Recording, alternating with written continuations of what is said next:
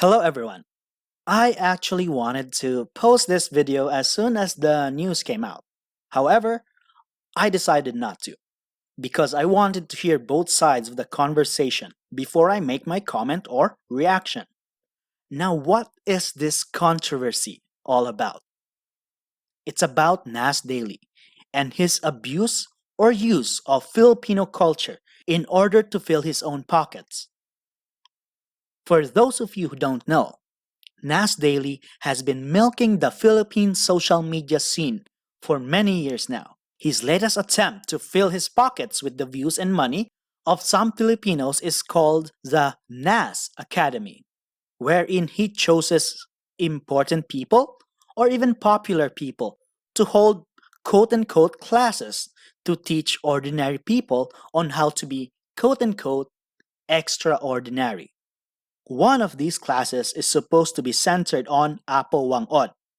Apo Wang-od is the oldest cultural tattoo artist from the Philippines. She used to tattoo headhunters and women of the indigenous people of Butbut in Buscalana, Kalinga province.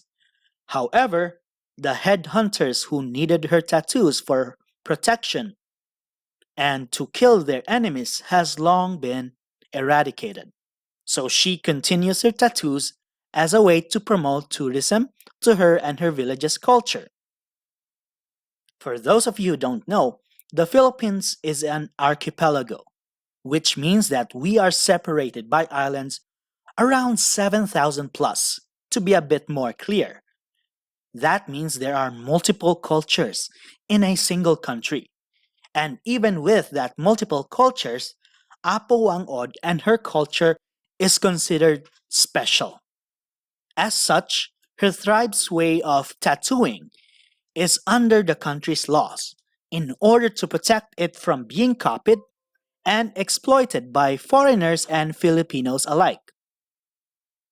Now, the problem here is the grandchild of Apo Wang-od went on social media to actually call out Nas Daily because he made supposedly a class to teach people about the tattoos and even how to make them. He even said that the classes will come from passed down knowledge of Apo Wang-od herself. Now, as the granddaughter of Apo Wang-od pointed out, this is a big fat lie. Not only did Apo Wang-od not know about this, it seems nobody on her whole tribe knew about it. So Nas Daily got called out for it, and rightfully so. However, when somebody starts a small ember, a full-blown blaze will come out if other people start making their own small embers. Enter Luis de Guzman Mabulo.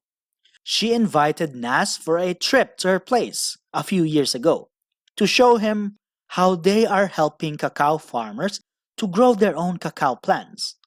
Now, allegedly, she said in her post that Nas and his friends that came along with him to try and make a video about her and all the good work she has been doing for the farmers.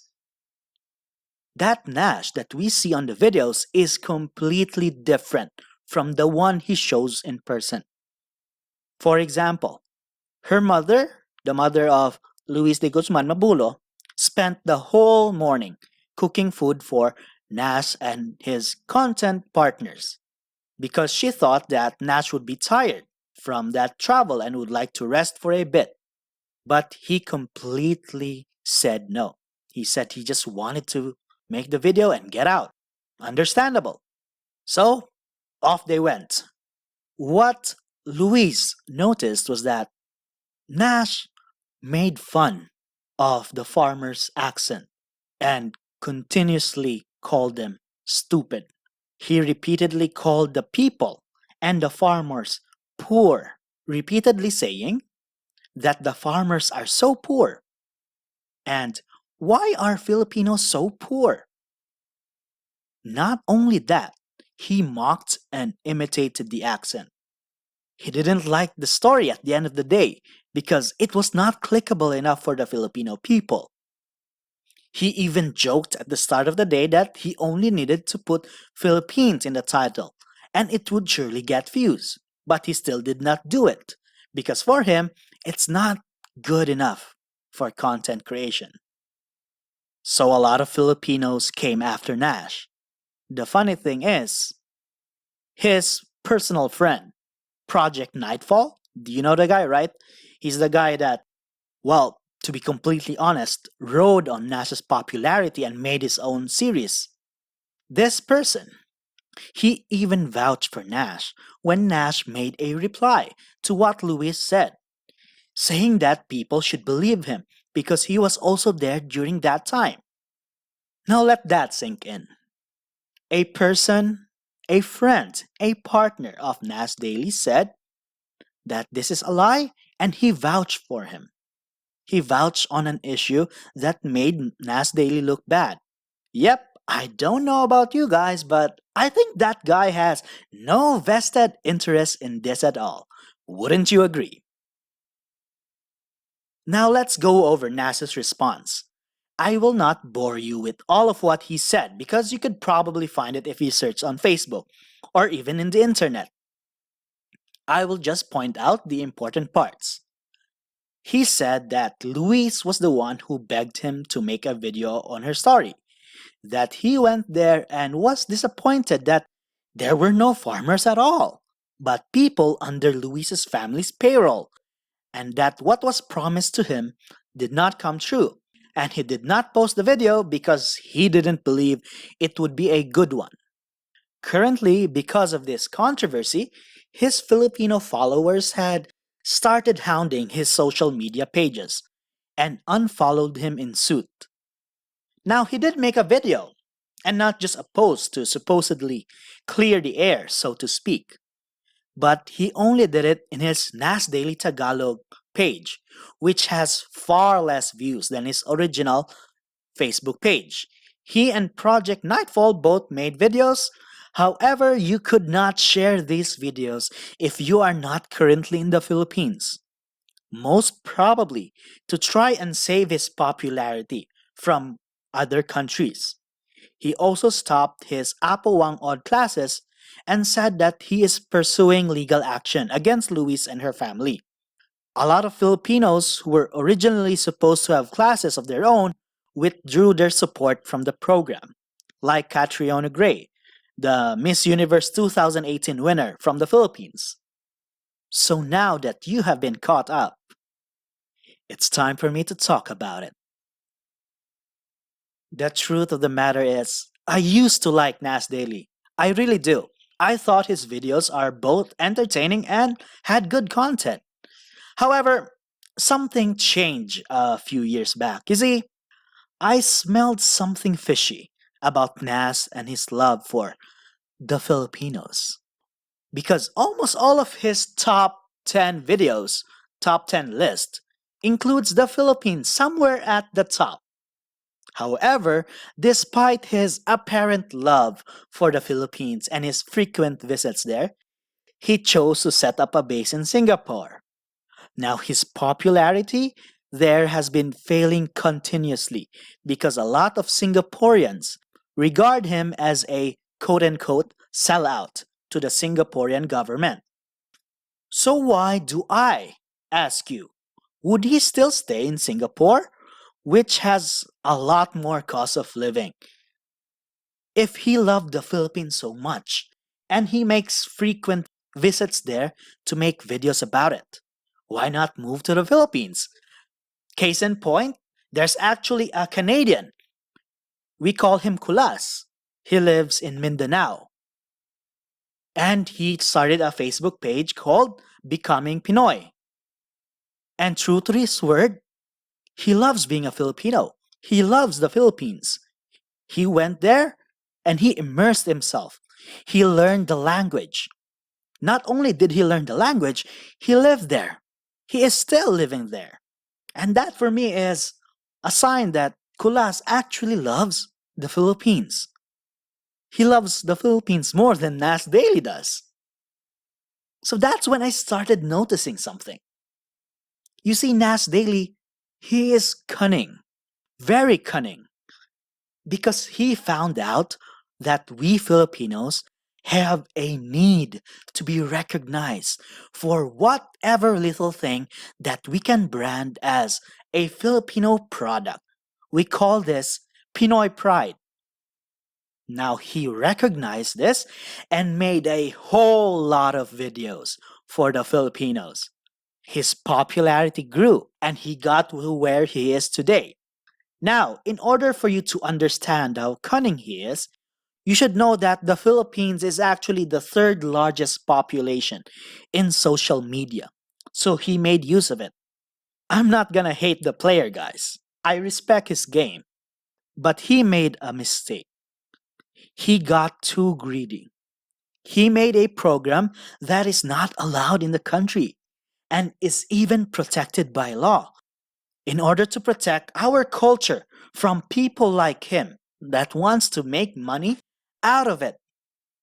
Not only that, he went after Louise, the second person to voice out her truth about her experience with Nas.